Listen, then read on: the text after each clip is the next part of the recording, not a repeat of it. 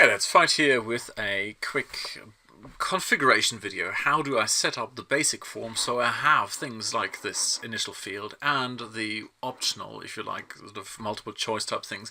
Because one of the things you'll find in Ask campaigns is we want to start with something really simple and then get deeper and deeper and get more segmentation data so we can really fine-tune our message to those who are hyper-responsive and a good fit to what we've got to offer.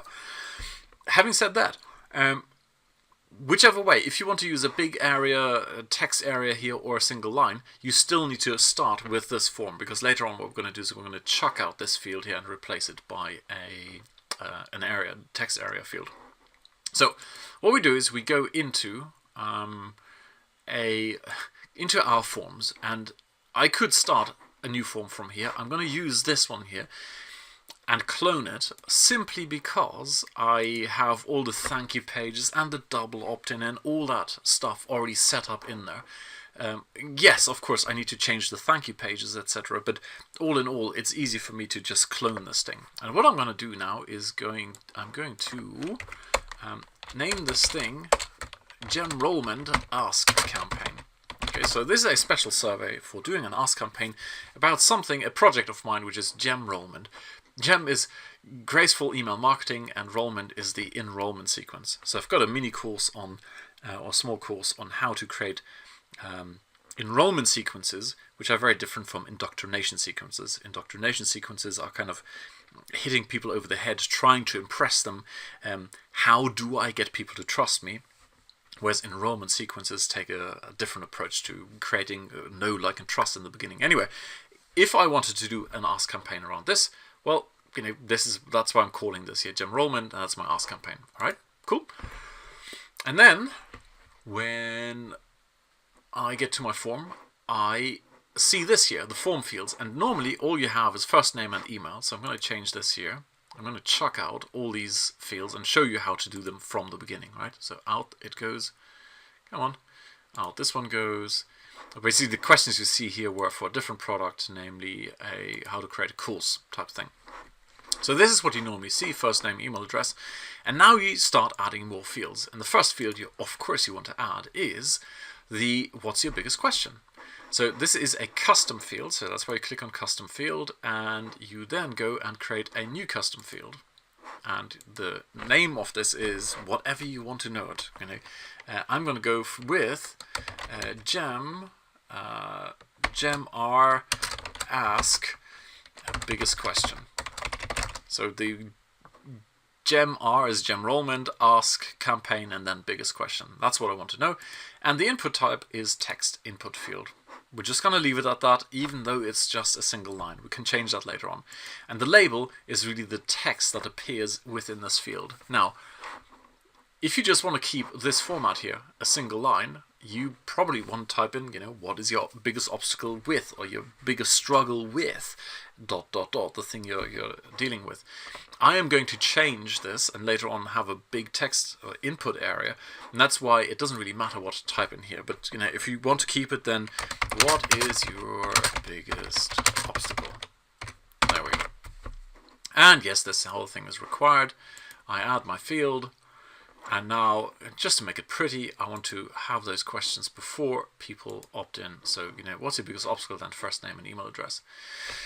In my particular case, I also would like to have a couple of multiple choice questions. So I'm going to add a couple of fields. The first one would be, again, it's the same process. Custom field, create a new custom field. I'm going to call this Gemrollment Ask, and this one is Do Ask. So I want to know if people ask a question before they start building a list. Okay, so I go for, in this case, I could use checkbox or drop down or radio button. I'm going to go again for radio button. All the questions are visible, and the label, again, that's the text that appears, is kind of confusing. You know? The label, you might think that's what the button is called. No, it's the text that appears on screen. So, which of these choices describes the method you use when you build a new list? All right. Again, that's required. I'm not going to there's maybe a philosophy thing. A lot of people say, well, make it as easy as possible for people to sign up.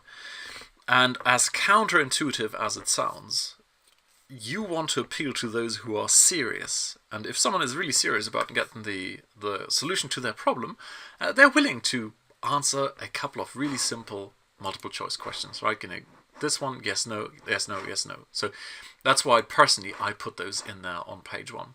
And the options are the answers then. I've typed out a couple of questions before. I'll just copy and paste them in here. So option number 1 is, I run ask campaigns whilst building the initial list. This. Option number 2 is, I model other experts' offerings. All right. Option number 3 is, I guess what's best for my audiences. And you're starting to see a pattern here, right? I just want to get a feel for where people are at. And there's no good or bad. I just want to segment them or get a good feel roughly where they're at. It's a bit like the decision-making cycle when you're buying. Some people are at the beginning of it, some in the middle, some are more advanced. And that way, you get information of where you're picking people up, where you're starting the conversation. So someone who's already creating ask campaigns, there's no point talking about why they should consider an ask campaign, why it's a good idea, etc. They'd be bored, right? At the same time, if someone is completely new and they don't even know how to get started building a list, well, why would you overwhelm them with, oh, by the way, you should be doing an ask campaign. You need to educate them first why it's a good idea. So now I've added all these options. I add my field and I rearrange this whole thing. Thank you very much. Move up and move up. And just for kicks, I'm going to add one more question, and you know the drill. You could now click on custom field, create a new custom field. Again, I give it my label, gem r ask, and I call this do engage. And that's kind of an important one for me to know, radio buttons, because I want to know if people engage with their audiences. The background is I went to Frank Kern's Mass Control in, 2008, I think it was. And I encountered so many people who allegedly all were crushing it and all had massive lists. And then you talk to them, and once you get to know them, they go, well, actually, I haven't mailed my list for ages, or it's a total one-way conversation. No one ever gets back to me.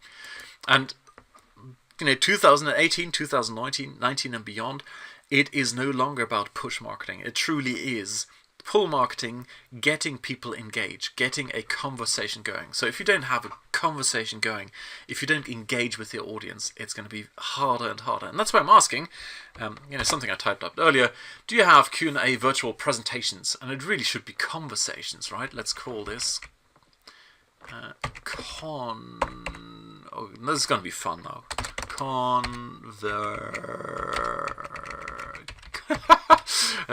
Trying to conversations. There we go. And the answers are yes, I do, and no, I don't. So add field, thank you very much. Now it's much prettier here. Do you have Q&A virtual conversations with your audience at least once a month? Okay, cool. I move this up. So there you go. This is my form.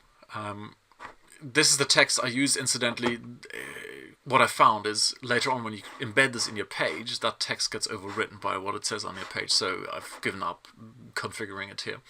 So there you go. This is all there. I now save my form.